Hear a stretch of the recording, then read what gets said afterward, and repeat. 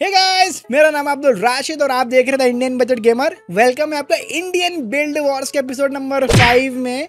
Indian build war एक ऐसी series है जहां पर एक हफ्ते के अंदर हमारे स्टोर में जो भी यूनिक पीसी बिल्ड होता है ना, उसको हम लोग इस वीडियो में फीचर करते हैं। इनकेस अगर आप भी अपने लिए कोई पीसी बिल्ड करवाना चाहते हो तो आप विजिट कर सकते हो tibgstore.com। बाकी यहाँ पर मैं अपने टीम का नंबर भी दे दूंगा, इनकेस आप में से जो लोग कॉन्टैक्ट करना चाहते हैं जाकर कॉन्टैक्ट भी कर सकते हैं। So ladies and gentleman, let the Indian build Wars begin.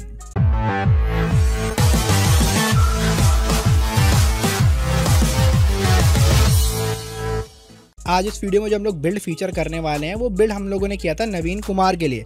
नवीन कुमार जो है वो कॉलेज में एक स्टूडेंट हैं और कॉलेज करते करते उनका गेम स्ट्रीम करने का मन हुआ और फिर उन्होंने ना पास्ट में अपने लिए एक एंट्री लेवल गेमिंग लैपटॉप लिया था, Ryzen 5 5600H और GTX 1650। उस लैपटॉप पे बेसिकली वो वैलोरेंट या स्टोरी मोड वाले गेम्स खेलते थे और उनके स्ट्रीमिंग करते करते ना थोड़े बहुत फ्रेंड्स भी बन गए थे।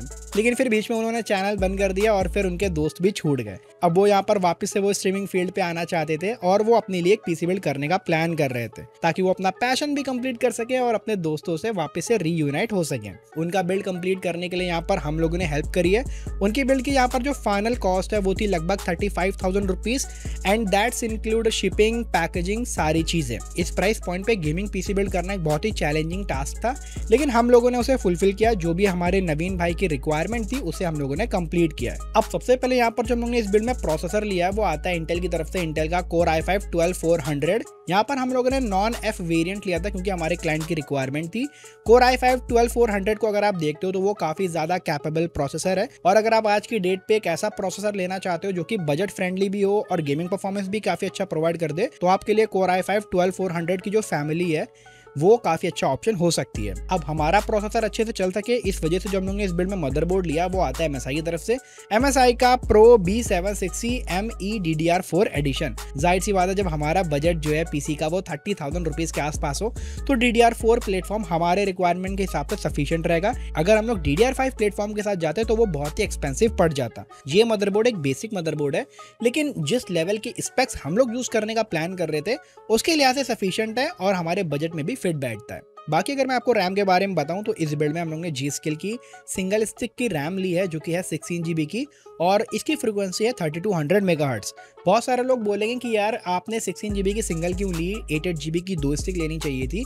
तो यहाँ पर ना बहुत ही वैलिड रीजन है हमारे पास और वो ये है क्योंकि हमारा क्लाइंट ना फ्यूचर में स्ट्रीमिंग करने वाला है। तो हम लोग ने क्लाइंट को रिकमेंड करा कि आप 16 GB की एक ले लो, बाद में फ्यूचर में ना 16 GB की एक और ऐड कर लेना, तब आपका गेम और स्ट्रीम एक ही साथ हो जाएगा, बाकी आपकी रैम भी वेस्ट नहीं होगी। बाकी अगर मैं आपको SSD के बारे में बताऊं तो इस बिल्ड में हम लोगों ने केवल एक SSD ली है 500 GB की Crucial P3 Plus, जो कि हमें सफिशिएंट स्टोरेज प्रोवाइड कर देती है। 500 GB में आप ये कह सकते हो कि आप जो है विंडोज डाल लोगे और वैलोरेंट या कोई एक दो पीसी गेम भी आप इंस्टॉल कर सकते हो, इतना सफिशिएंट स्टोरेज रहता है। बाकी Crucial P3 हमने रिसेंटली अपने चैनल पे टेस्ट करने वाले, रिव्यू करने वाले हैं। उसकी रीड और राइट स्पीड है ना वो एंट्री लेवल Gen 4 के हिसाब से काफी अच्छी मिल जाती है और ये काफ़ी अफोर्डेबल भी SSD है। तो जो लोग बजट सेगमेंट का पीसी बिल्ड करने का प्लान कर रहे हैं ये SSD उनके लिए भी एक अच्छी ऑप्शन हो सकती है। बाकी अगर मैं आपको ग्राफिक्स कार्ड के बारे में बताऊं तो हमारे क्लाइंट का जो प्लान था वो ये था कि फ्यूचर में वो RTX 4060 Ti लगाएंगे।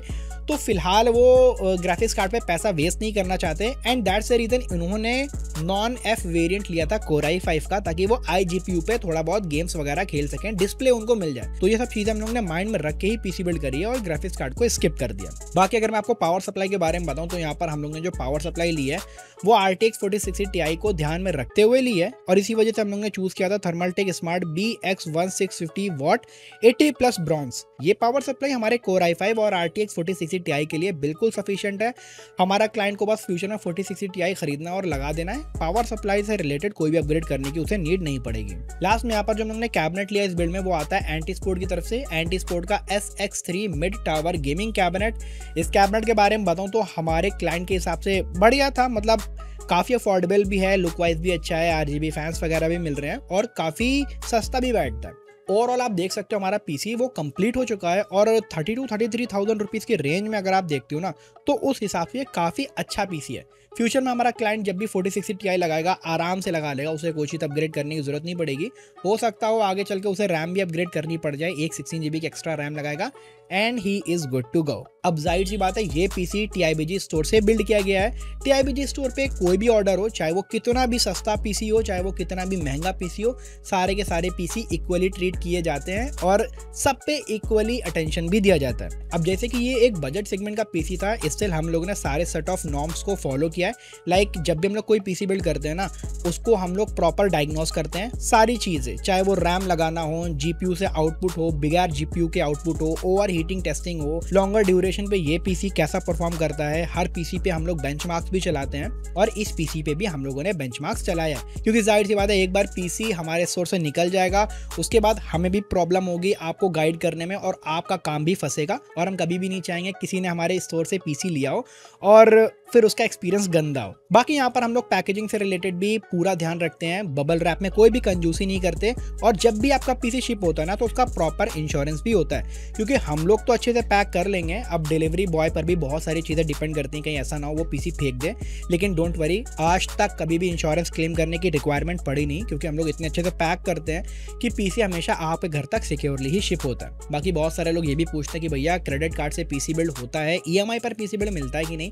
तो हाँ, हमारे स्टोर पे क्रेडिट कार्ड से भी पीसी बिल्ड हो जाता है। इनके आप में से जो लोग क्रेडिट कार्ड ओनर है या EMI पर पीसी बिल्ड करवाना चाहते हैं, हमें कांटेक्ट कर सकते हैं। बाकी फॉर नाउ हमारे स्टोर पे दिवाली सेल भी चल रही है, यानी कि अगर आप नो मैटर कितने भी प्राइस रेंज का एक पीसी खरीदते हो तो आपको एश्योर्ड गिफ्ट्स जरूर मिलेंगे। वेल इनकेस अगर आप भी अपने लिए पीसी बिल्ड करना चाहते हो, वीडियो के डिस्क्रिप्शन में मैं अपनी टीम का कॉन्टैक्ट नंबर और अपनी वेबसाइट का लिंक दे दूंगा, जाकर आप कॉन्टैक्ट कर सकते हो, व्हाट्सएप कर सकते हो, कॉल कर सकते हो या फॉर्म फिलअप कर सकते हो। हम लोग सामने से आपको कॉल भी करेंगे। वेल तो दोस्तों ये था हमारा पीसी बिल्ड। आशा करता हूँ आपको वीडियो अच्छा लगा होगा। अगर आपको वीडियो अच्छा लगा तो इस वीडियो को बस जल्दी से लाइक करें, सब्सक्राइब करें हमारे इस चैनल को, क्योंकि हम लोग लाते रहते हैं डेली ऑसम कंटेंट। तो अंत तक देखने के लिए थैंक यू।